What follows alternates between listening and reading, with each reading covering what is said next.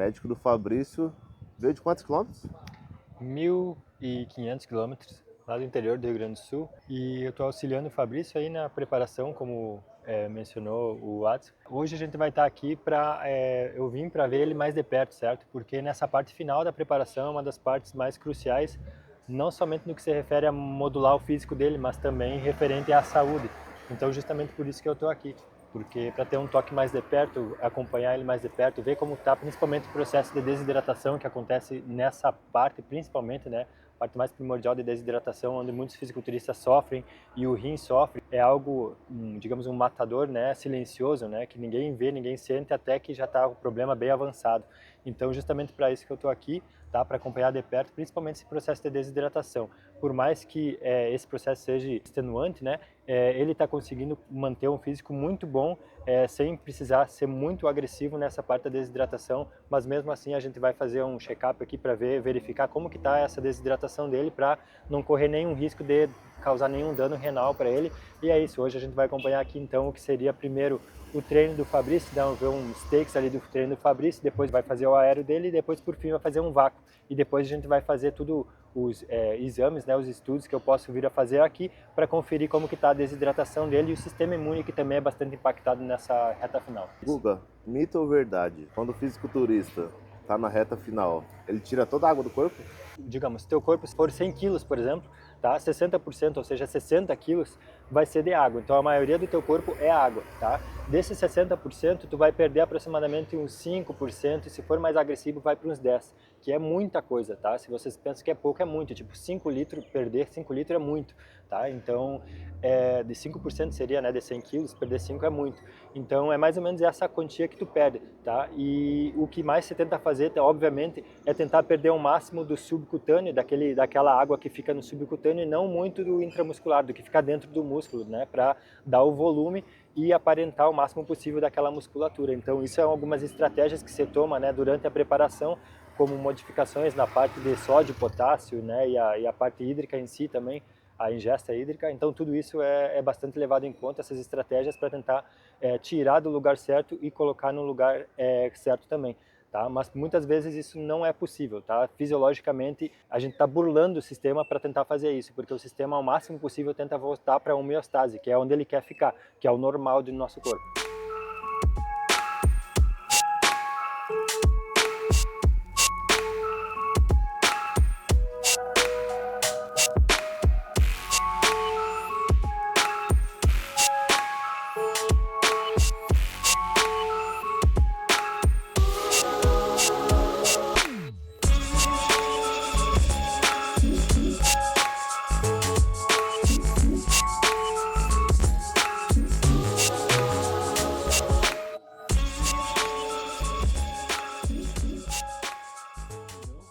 Esmagada que eu já tô com fome. O espaço tá bom. Bora. Só foi cá.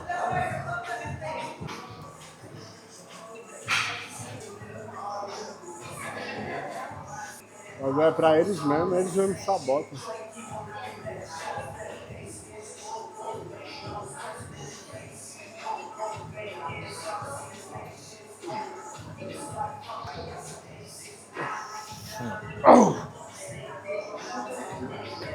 Meio febre, meio calafrio, essas coisas ou não? Não tava? Quando? Foi domingo que você passou de pirona? Mas... E foi no sábado, por aí eu tava meio zoado assim. Aí deu uma melhorada já. Eu não tô mais com esses sintomas, tá ligado? Tá tomando ainda de 6 em 6? Não, parei. Parou? Tem um treco pra... Depois eu vou ver um treco pra tosse lá pro melhor. Tem farmácia aqui perto? Demais tem farmácia aqui, né? Como que é aquele bagulho? Tirar a bochecha? Bichectomia? Buchectomia. Só fazer a dieta. Fazer dieta, sua bochecha vai embora. Estão usando, Pablo? Vamos pro de 40, porque não tá nem aí. Bichectomia. Aqui tem um treco que se chama bola de bichar. E aí tu tira a bola de bichar e bichectomia.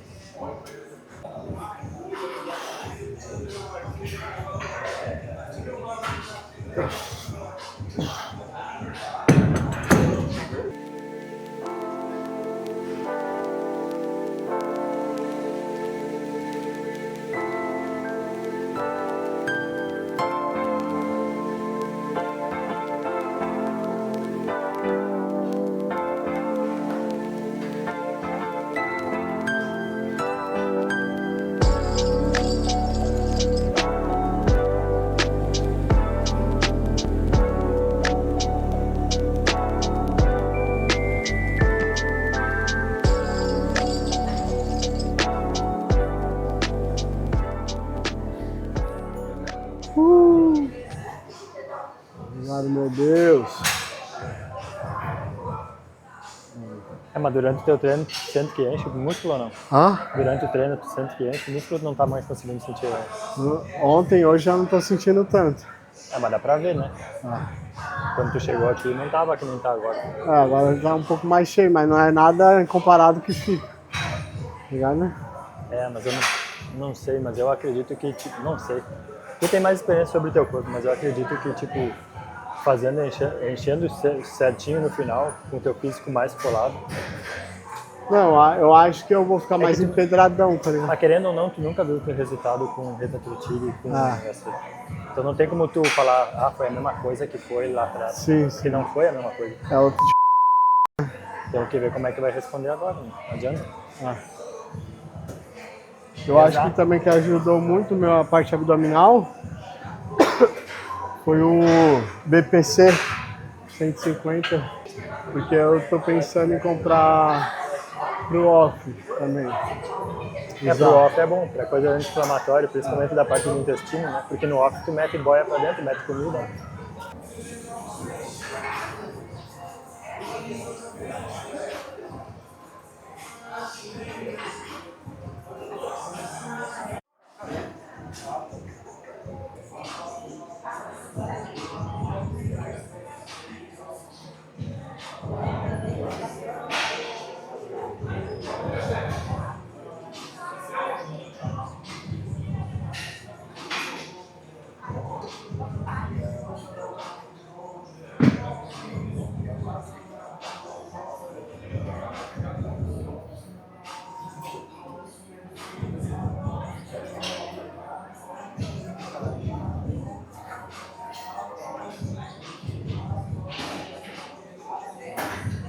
Pelo que eu já vi do Fabrício, esse é o físico que ele tá melhor, assim, de condição, principalmente na linha abdominal dele. Entrou de uma forma que eu, particularmente, nunca vi.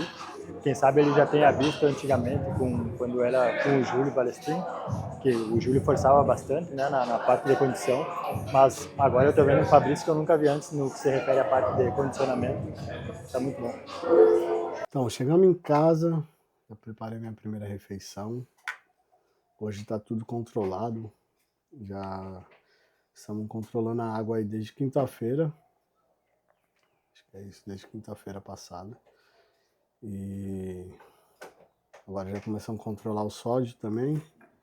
Primeira refeição não mudou nada, é 3 claras, 50 de aveia, 60 de whey.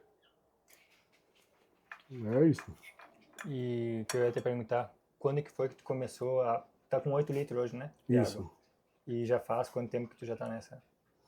8 litros começamos no domingo. Domingo, tá. E a priori vai baixar amanhã, depois? Eu não sei ainda, vou atualizar o Pacho para saber se vai baixar, porque hoje eu atualizei ele. Eu pensei que ia aumentar, né, para pelo menos 9, 10 litros, ele mandou manter a quantidade de água. Ontem aumentamos um pouco o sódio, né, tô usando um sachêzinho de 0,8. Tô com 20 sachê. Certo. Pois é, nessa parte final, normalmente o que você faz a priori, né, é para fazer como a gente tinha falado no começo, esse processo de desidratação.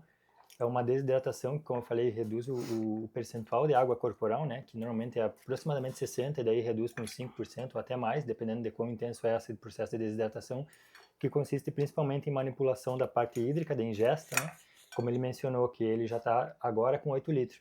Ele pensou que ia subir, porque normalmente tem alguns protocolos que é justamente assim, tu vai subindo e aí depois quando vê tu despenca. E tem outros protocolos que se mantém estável e depois quando vê tu vai baixando progressivo. Então tem vários tipos de estratégia de acordo com o físico, né? De acordo com o Pacho deve analisar como que está respondendo o físico e aí ele toma a conduta que ele acha mais cabível, né? Então seria mais ou menos isso a respeito da parte hídrica. E também tem a parte eletrolítica, que é a parte de sódio e potássio, tá? Que daí fazendo essas manipulações de sódio e potássio é aonde o coach, né, tenta, digamos, jogar mais aquela água, por mais que tu baixou a quantidade de água total, né? Em vez de 60, agora vamos supor, né? Uma pessoa de 100 kg, em vez de ter 60 litros de água, agora baixou para 55%, que é 55, né, quilos, no caso de água. E aí o que, que vai acontecer? Essa água que está para menos, a gente tem que tentar o máximo possível preservar que está dentro do músculo e tirar o máximo possível da que está entre a pele e o músculo. Dessa forma, tu consegue mostrar muito mais o teu músculo, certo? E para fazer esse desbalance, digamos assim, né, essa quebra de homeostase, você faz essa manipulação de sódio e de potássio. Aí tem algumas pessoas que, digamos, fazem uma compensação e depois fazem depressão da mesma forma que é na parte da água, na parte hídrica, né, relativa ao sódio. E também tem o potássio, que muita gente usa alguns medicamentos para aumentar o potássio, que é o Slow Cal, ou tem outros medicamentos que usam para isso. Porque normalmente a teoria, né, seria por trás disso é que tem mais potássio dentro da célula muscular e aí puxa a água e vai ter mais, digamos, vai inchar o músculo dessa forma, entende? E o sódio seria o oposto, porque ele é o cátion, no caso, que mais se concentra na parte do interstício, vamos colocar assim, tá? Então, mais ou menos isso, tenta tirar o máximo possível de sódio e jogar o máximo possível de potássio. Aí tu desbalança, digamos, o balanço que deveria de ter dentro do corpo, quebra da homeostase, né? Então seria isso que é o principal objetivo nesse momento, né? Fazer a baixa da água e jogar a água que ficou ali no lugar certo, que seria no músculo. Essa seria a estratégia que está sendo utilizada agora pelo Pacho com o Fabrício. Tá louco. Fome do giraio. E outra coisa... O bichão só comendo só. E outra coisa que é importante, e uma das coisas do porquê eu tô aqui, né, é que justamente nessa parte de balanço hidroeletrolítico pode dar algumas alterações no rim, né? Por mais que é muito cabível fazer exame de sangue laboratorial, principalmente para analisar o rim do atleta, né? Muita gente conhece somente, por exemplo, ureia e creatina, que é os marcadores de função renal mais típico, digamos. Mas tem outros marcadores que, para um atleta, esses marcadores não condizem com a realidade. Ou seja, por exemplo, creatinina no laboratório não vai condizer muito com a realidade, porque olha a quantidade de músculo que tem aqui, tu acha que vai ser... E a creatinina principalmente se localiza na região do músculo. Então, muito provavelmente vai estar aumentada a creatinina dele, mas ele não tem um dano renal, ele só tem muito músculo. E a outra parte é da ureia. Se tu vai analisar a ureia, muita gente tem a ureia alterada pelo processo de desidratação em si, e não porque tem alteração no rim em si, entende? Então tem outros marcadores laboratoriais que tu analisa num fisiculturista, porque um fisiculturista é um ser à parte, digamos, né? E aí tu analisa esses outros marcadores laboratoriais para ver o dano renal. Mas além disso, eu aqui presencial, o que eu posso fazer seria dar uma análise com um ultrassom mesmo, né, com alguns parâmetros que eu vejo com o ultrassom nele, certo? Eu consigo ver o quanto, digamos, pode estar sendo prejudicial a desidratação e tentar dar uma freadinha se for necessário, entendeu? Para não ter muita lesão no rim, né? Pra não causar nenhuma lesão renal aguda, no caso que a gente chama. Então seria mais ou menos isso. Por isso que eu estou aqui também, para cuidar dessa parte de dano renal, que é, como eu mencionei, é um matador silencioso, digamos assim, né? Porque tu só vê quando já está com o problema instaurado e não tem volta mais. Ele tá aqui, a equipe já tá fechada já, a equipe que vai pro Olímpia, se Deus quiser, vamos catar essa vaga. Ele vai também. Então vai estar eu, o Adson, minha esposa, todo mundo. O Guga, faltou o Ezequiel só vai para dar rolê mesmo, né? Ele tá aqui em São Paulo, mas falou que ia vir para cá para me ajudar nessa reta final, puxar meus treinos, mas não apareceu ainda, eu sei que tá em São Paulo. Mas é isso, mano. Vamos trabalhar, continuar o trampo aí, que vai dar bom. Vamos mostrar agora para aí também ele fazendo o exame agora, né? O ultrassom no rim, mostrar para vocês. E se você quer ser diferente, que nem ele falou, seja um bodybuilder. Bom, aqui o que a gente pode ver aqui, a gente consegue ver perfeito aqui o rim dele, certo? A gente consegue ver o fígado dele também aqui. Aqui, onde vocês estão vendo, aí é o rim dele, certo? Aqui a gente já pode ver o fígado dele, certo? A gente consegue analisar já o fígado, mas o fígado nesse momento aqui não tem tanta importância, tem importância, mas não tanta nesse momento, tá? O fígado, ele tem mais importância no período crônico, ou seja, por a utilização, por exemplo, de muitos fármacos, tem muita toxicidade no fígado.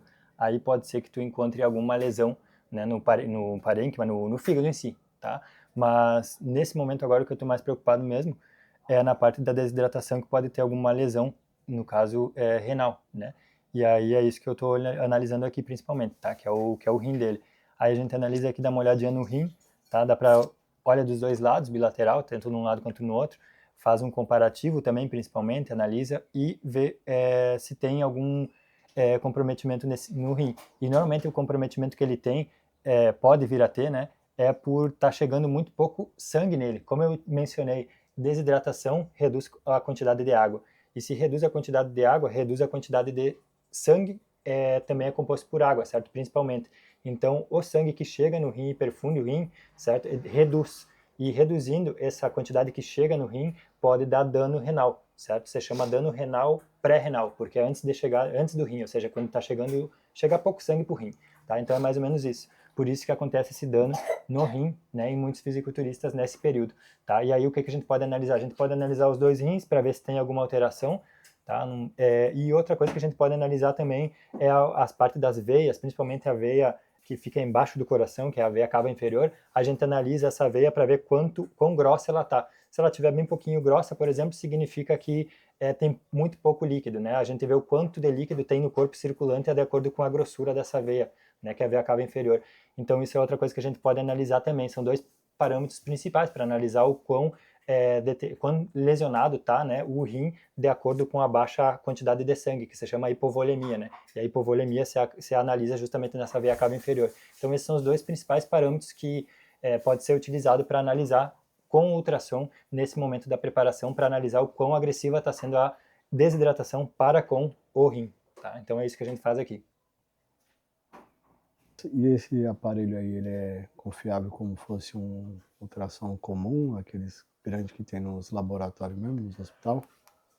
Pois é, tem vários estudos de imagem que tu pode estar realizando, tá? Mas assim, por exemplo, nesse momento aqui, o melhor, obviamente, na minha concepção, é o ultrassom em si, tá? Mas é o operador dependente que se chama, ou seja, depende de quem está realizando. Por exemplo, se eu fosse um mau profissional, eu iria estar fazendo aqui, não saberia nada do que eu estaria fazendo, seria horrível o estudo, né? Mas se tem um operador experiente, vai conseguir tirar muita coisa aqui que não conseguiria tirar em outros exames. Por exemplo, o aparelhinho aqui, ele tem a capacidade, esse meu em específico, tem a capacidade de analisar fluxo sanguíneo, né, que chama do Doppler, né? Ou seja, quando tu faz ultrassom Doppler, você já deve ter escutado alguma vez na vida, e quando você fala Doppler, a gente está analisando principalmente fluxo sanguíneo. Então, dentro da imagem, por exemplo, uma radiografia da vida, ela não vai analisar fluxo sanguíneo, em contrapartida, esse aqui analisa o fluxo sanguíneo, analisa o quanto de sangue está chegando no rim, entendeu?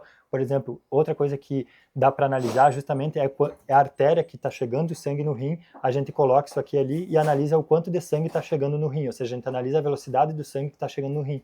Então, isso é muito mais válido, na minha concepção, nesse momento, dentro das várias opções de imagem que a gente tem, para analisar esse processo em específico de desidratação, ou seja, de alteração renal por um dano pré-renal, ou seja, por desidratação.